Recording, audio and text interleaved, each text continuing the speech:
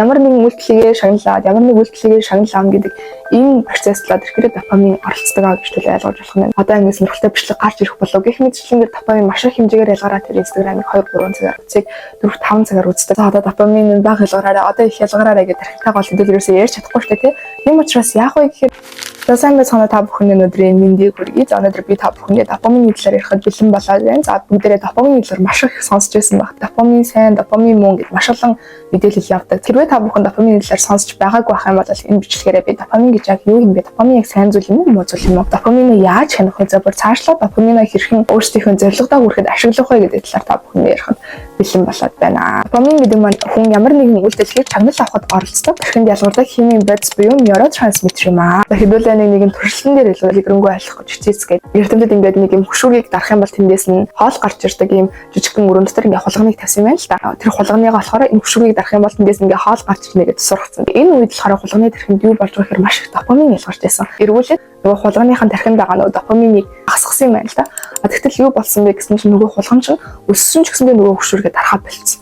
За тэгвэл хэдүүлээ эндээс юу гэж ойлгож болох вэ гэхээр допамин гэдэг манлаад ирэхээр бид нарыг дэлхийн шагнал авахд оролцдог. За хулганы жишээн дээр нөгөө үйлдэл нь бас нөгөө нэг хөшүүрийг дарах байсан юм байна те. Шагнал нь болохоор хоол гарч ирэх. За тэгэх юм бол ямар нэгэн үйлдэлийг шагналаад ямар нэг үйлдэлийг шагнал аавна гэдэг энэ процесслаад ирэхээр допамин оролцдог гэж төлөө ойлгож болох юм. За ингээд харах юм бол допамин гэдэг манлаа айгүй амьдралд хэрэгтэй зүйл шүү дээ. Эрдэмтэд нөгөө нэг хулганы чинь үргэлжлүүлээд өөр нэг өрөөнд оруулаад за тэр өрөөнд гэхдээ яадаг вэ гэхээр юм товчлуур байгаа. За нөгөө нэг хөшүүрийг бодох юм бол амархан бичтэй. Тэр товчлуурыг заримдаа дарах юм бол ингээд хоол гарч ирдэг. Гэхдээ заримдаа дарах юм бол тог цогтөг товч тавьчих л дээ. Тэгээ яасан бэ гэсэн чинь хулган чинь дараад гэсэн чинь ингээд тог цохоод нөгөө хулган чинь үзэж байгаа шүү дээ. Тэнгүүд бид нар яг ингээд хар ухаанаар бодох юм бол за ингээд нөгөө нэг хулган чинь заримдаа энэ чинь тог цогт юм чи айгаад илүү цөөхөн нөгөө товчоод дарах байхаа зөвхөн үнэхээр өсгөрөөл нь товчоод дарах байхаа гэж бодсон чинь эсрэгээр яасан бэ гэсэн чинь хулган чинь тэр товчийг илүү олон удаа дарж байсан. Хөшүүргийг ингээд өсөр зогчсноосоо илүү олон удаа тэр товчийг дарж байсан. Яагаад вэ гэхээр сониучсан допаминыг илүү өдөөд юм байна л та. Хулганы тархи ингээ харангуут тэр маш их хэмжээний допамин ялгарч байсан. Тэнгүүд нөгөө хулган жаахан өвдсөн ч гэсэндээ нөгөө товчоо дараал байсан байх нь бид нар тэр ч гэсэн адилхан явагдсан юм байна л та. Нөгөө нэг аппликейшн үйлдвэрлэдэг компаниас ч мэдээж үнийг ашигладаг. Тэгэл ингээл Instagram руу ороод рeel мэгүүл харах юм бол заримдаа амар утгаартай маргаж унгатаа нэг 13 ч юм 12 ч юм өөр чинь айгуу сонирхолтой татах тийм бичлэг гарч ирдэг юм байна л та. Тэгэнгүүт хүн чинь одоо ингэ сонирхолтой бичлэг гарч ирэх болов гэх мэтчлэнгээр допамин маш их хэмжээгээр ялгараад тэр Instagram-ыг 2-3 цагаар үзье 4-5 цагаар үздэг ийм явдал гардаг байх нь. Эндээс төлөө юуг ойлгож болох вэ гэхээр допаминыг хэрвээ зөв ашиглах юм бол бид нарыг зорилгодоо хүрэх хөшүүрэг болж болох юм. Гэхдээ буруу ашиглах юм бол донтолтод хүргэж илүү сөргөөр нөлөөлж болох юм байна. Тэгвэл допаминыг хэдүүлээ яаж удирдах юм бэ гэдэг талаас допамин гэл нэг хэсэг айгүйх гарч ир амар бүүн болоод айгүйх энэ талаар судалсан. Тийм ч учраас та бүхэндээ өнөөдөр хамгийн амьдралд ойрхон хамгийн шинжлэх ухаан дээр суурилсан гэсэн типүүдийг хэлж өгөх гэж байна. За ер нь бол допамин гэдгийг одоо бид нэр тархи руугаа за одоо допамин бага ялгараарай одоо их ялгараарай гэдэг тархитай гол хэдүүлгээрээ ярьж чадахгүй шүү дээ тийм учраас яах вэ гэхээр минийг ялгаруулдаг одоо тархинд одоо нэг хэсэг байдаг болооч тархинд өөрөөр маш олон хэсгүүд байдаг шүү дээ тэр өөрөөр хэсгүүдийг хүчрхэгжүүлж допамин ялгарах үед тархиныхаа тэр өөрөөр хэсгүүдийг ашиглаж допамин дээр суурилсан биш илүү ухаалаг шийдвэрүүдийг гаргах тийм ур чадвар сурах нь илүү үр дүнтэй юм байна гэж тархины одоо тэр допаминыг үйлдвэрлэдэг хэсгийг манлаад ирэхээр аккумулс гэдэг юм хэсэг байдаг за энэ манлаад ирэхээр допаминыг зуруулж ямар нэгэн үйлдэлийг мотивац бий болгодог гэж ойлгож болох юм байна тийм үйлдэлийг хийлээ шагналаа авлаа дахиад нэг үйлдэлийг хийлээ гэх мэтчлэн бид нар юм тойрогт орчдөг бахан допамин гэдэг манлаад ирэхээр яг бүр огт байхгүй болж болохгүй зүйл шүү дээ түрүүний нөгөө хулганы жишээнээр хэрэг допамингүй болчих юм бол бид нар ингээд юу ч хийх хүсэлгүй болчих шүү дээ тийм тэгвэл яг хэдүүлээ допаминыхаа төвчөнд нэг зэгт ингээд барих хэрэгтэй байх юм хүснэгт байна гэж бодъё л та. Допамины хэмжээ байнга ингэ өсөж ингэ буугаад ингэ байж идэг гэж ойлгож болох юм. Зөвхөн үзэгч юм уу ямар нэгэн дуртай зүйлийг хийж яхад өгөөндөр ингэ өсөх юм байна л та. Мэдээж өссөн хэмжээгээ доошоо буух хэрэгтэй. Яг энэ буух хөдөлгөөн нь юу ч хүсэлгүй ямар ч нэрийг зарцах хүсэлгүй тийм энэ төрчтэй. Тэгэнгүүт бид нар яг нөгөө нэг хийх стажлуудаа хийж чаддаггүй тий. Ууцсан байгаа яг ямар ч хүсэлгүй айгүй амархаар гар дахиад аз жаргалтай болмоор айгүй дахиад допамин ялгаруулмарсан мэдээд байдаг. Өндөр байсан өндөр зэгт байсан допамин авах гээд штэ тий. Тэгэх юм бол яг буцаагаад уцаа үзээд нөгөө допамина маш их хэмжээгээр маш өндөр зэг болтол нь авдаг. Гинтийн өндөр зэгт хүрсэн юм чинь маш хурдтайгаар иргэд бунгууд буцаад юу чигэргөөс нэг тэр мэдрэмж авдаг байна. Baseline гэдэг солио. За baseline юу вэ гэхээр допамины байх хэвээр доктортой хэмжээ гэж байгаа. Тэр baseline-ыг ерөөсөө дээш болгож болохгүй. Өндөр зэгт ингээд байнгын байлгаад байгаа болохоор илүү тэр допаминыг өгдөг зүйл рүү бид ингээд тэмүүлээд яаш та тий. Одоо чинь шүдээ угаах ч юм уу готлаа өдөх эсвэл гарч ажиллаа хийм гэдэг нь болохоор тэр өндөр допаминыг авдаг ажиллаажууд болохоор хүчгүүдэд энэ ажлуудаа хий гэхээр химээр санагдахгүй байгаад байдаг. Энэ baseline гэдэг зүйлийг бол хамгийн бага түвшинд барих хэрэгтэй. Ингэж бага түвшинд барьснаар бид ингээд жижигхэн үйлдэлээр аз жаргалтай болж хийх ёстой зүйлүүдээ хийж чаддаг гэж ойлгож байна. Харах юм бол нөгөө нэг өмнө глюкозны талаар ярьжсэн шүү дээ. Глюкоз spike гэдэг зүйл. Ер нь ингэж харах юм бол ямар ч зүйл ер нь их тийм бол сөрөг үр дагавар үзүүлдэг гэдгийг бас ойлгож болох. Ингээ нөгөө чихэр идэх юм бол сахар хэмжээ гэмт төсөнгүүтэй тэн дээр ингээ spike болоод гэмт дошоо буугаад биднийг амар уран зэрэггүй болгодог гэдэг шиг. Дофамин гэдэг маань ч гэсэн яг маш их дофамин гэмт авснаас нэг цэг дээр орчин тэр цэгээс гэмт явруудаад бид нарыг юу ч хийх хүсэлгүй болгодог гэж төлөө ойлгож байна. Тэгэхээр бид нар ингээл өглөө босоод буцаа үзэн гэдэг маань болохоор бидний дофамины хэмжээг хамгийн өндөр түвшинд очиждаг. Тэгээд гэмт ингээ болгохтой. Тэгмүүд өглөө хамгийн өндөр түвшинд очсон тарих өдөр хийж байгаа ямар ч үйлчлэл тэр өндөр дофамины хэмжээнд очихгүй шүү дээ. Тэгмүүд дахиад нөгөө буцаа үзэж нөгөө нэг өндөр түвшинд очимоор санагдаад байдаг. Тийм учраас хамгийн ихний тип маань болоод ирэхээр өглөө босоод шууд буцаа үзье. Өглөө босоод хамаг дофамины савыг хослоод хамгийн өндөр түвшинд хүрчмүүд өдөр тэр хийж байгаа ажлуудаа бид нэр аз жаргалтай урам зоригтойгоор хийж чадахгүй байна. Дахны дараагийн хэсэг нь болохоор amygdala and limbic system гэж байна. За amygdala гэдэг нь болохоор монголоор amygdala гэж орчуулсан юм уу? За amygdala маань л ихээр тархинд дах ерөнхийдөө уур хилэн, аюулын мэдрэх юм сөрөг мэдрэмжүүдийг хариуцдаг юм хэсэг юм байна л да.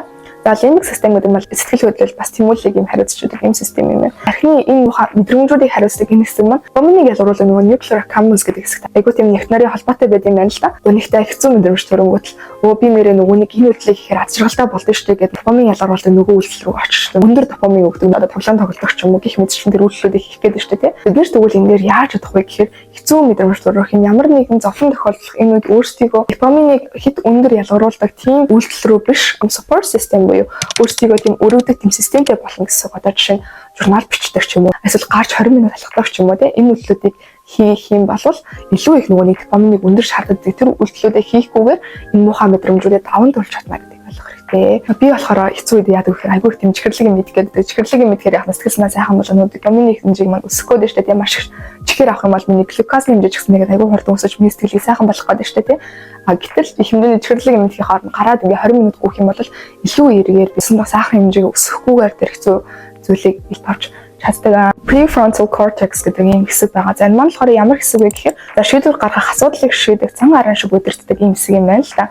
Допаминыг өндөр ялгаруулдаг үйлдэлийг хийх үү хийхгүй юу гэдэг шийдвэрийг яах нь манай prefrontal cortex гэдэг энэ хэсэг маань болохоор гаргаж идэг байна. Prefrontal cortex гэдэг маань болохоор шийдвэрийг ер нь яаж гаргадаг вэ гэхээр тэр хоёр зүйлийн болохоор үн цэнийг харьцуулж шийдвэрийг гаргах юм байна. Одоо хичээлээ хийх эсвэл тоглоом тоглоё гэдэг хоёр үйлдэлийг бодгонд л тоглоом тоглох юм бол би илүү аз жаргалтай болдсон шүү дээ. Сайхан мэдрэмж төрдөн шүү дээ гэдэг тийм мэдрэмж төрөө тоглоом тоглохыг илүүтэйгээр шийдчихэд байдаг. Хичээлээ хийхгүй болол ажиллалтанд унаа штэ гэдэг энэ зүйл тархиндаа яаж ойлгох вэ гэхээр тархиндаа харуулах хэрэгтэй байна.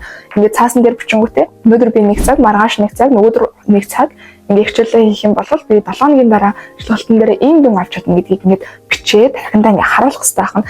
Ягаад гэх юм бол урт хугацааны үн цэнийг тархи маань болохоор харж чаддаг. Тийм учраас бид нар цаасан дээр бичингүүтээ ингээд тархиндаа харуулах хэрэгтэй байна. Өнөөдөр би тоглоом тоглоод, маргааш би тоглоом тоглоод, нөгөөдрөөс тоглоом тоглох юм бол би ажиллалтанд унаа штэ гэдэг зүйлээ ингээд тархиндаа бас харуулах хэрэгтэй байна шүү дээ.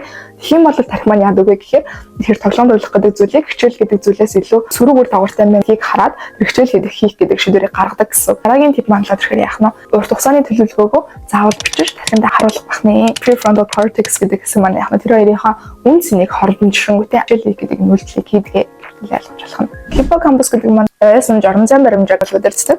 За тэгээ шийдвэр гаргалтанд маш их хэмжээгээр нөлөөлдөг. Ямар нэг зүйл эхлэхийг бол маш их сэтгэл хөдлөл өндөртэйгээр бол хүлээж авдаг. Гитар тоглоод сурна, хэл сурна гэдэг ямар нэг зүйл эхлэн гэдэг манлаад ирэхээр хүнд маш их тийм motivation, dopamine ялгардаг юм хэсэг байт юм байна л да. Дараа нөгөө нэг фитнестэй яваад 1-2 өдөр бяцлын дараа яадаг вэ гэхээр нөгөө hippocampus гэдэг чинь дасгал мэддэг чинь амар хэцүү өвдөгдөг намайг ядраадаг зүйл гэд бодчихдаг. Дахиад нөгөө дасгалаа хийхгээ явъя гэсэн нөгөө hippocampus нөгөө чинь намайг ядраадаг штэ гэсэн нөгөө prefrontal cortex тэгвэл энийг ерөөсө хийхээ болиё гэдэг юм шийдвэрийг гаргахлаа. Тэнгууд яг энэ зүйл чинь нөгөө допамин маань ялгархаа болчихдог. Ямар нэгэн дасгал хөдөлгөөн хийх гэж байгаа бол ямар шин зүйлийг дасгал хөдөлгөөнд нэмж тэр зүйлээ урт хугацаанд хийх мотивашныг бий болгож болно. Маргааш яг хийе нөгөөдөр нь гүүгээ тэрний маргааш нь дахиад таеквондо хийдэг ч юм ингээд өөр зүйлүүдийг сольж хийснээр тэр хэцүү зүйлийг байнга татаж болох нэ. Тэрхэндээс opioid circuit гэдэг зүйл байдаг. Монголоор болохоор opioid-ийн тойрог гэж орчуулсан юм. Манлаад тэр мэдрэлийн сүлжээ аш шаал шагналыг мэдрүүлэх бод стрессийг багасгах гэх мэтчлэн энэ олон мэдрэмжүүдийг бол ингээд тэрхэн ингээд зөөжүүд юм сүлжээ гэж төлөө ойлгож болох нь. Хэдүүлээ нэг тоглоом тоглож байна гэж бодъё.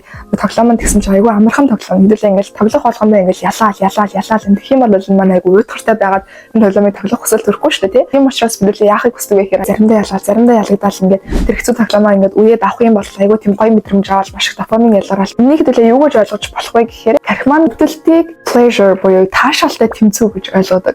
Нэгээс нөрхөлтэй байгаа. Тэгэхээр яг бид нар ингээл байнгын аз жаргалтай амархан зүйл хийгээд байх юм бол таашаалтай аз жаргалтай амьдрах гэж бодож болохгүй байх нь шүү дээ. Арх маань илүү хэцүү зүйлийг хийгээд илүү хэцүү зүйлийг давах тусам илүү аз жаргалыг мэдэрдэг гэж эндээс ойлгож болох нь. Айгу хүнд юм өргөж аваад хамгийн сүүлийн таталтуудыг хийхэд хамгийн хэцүү байдаг шүү дээ. Тэгтэл тэр үеэс л хамгийн их таашаалыг авч хамгийн их допамин ялгарч тэр үйлдэлээ дахиж хийхэд бид нар нөлөөлдөг гэж ойлгож болох нь. Тэгнээд ярих юм бол මේ тарих гэдэг маань болохоор маш олон хэсэгтэй зөвхөн ганцхан хэсэг нь ерөнхийдөө допамин ялгаруулдаг. Тэр тарих маань ямар нэгэн шийдвэрийг гаргахдаа зөвхөн допамин дээр тулгуурлах шийдвэрийг гаргадаг. Тархины бүх хэсэг хоорондоо холбоо хамаарлагаар шийдвэрийг гаргадаг.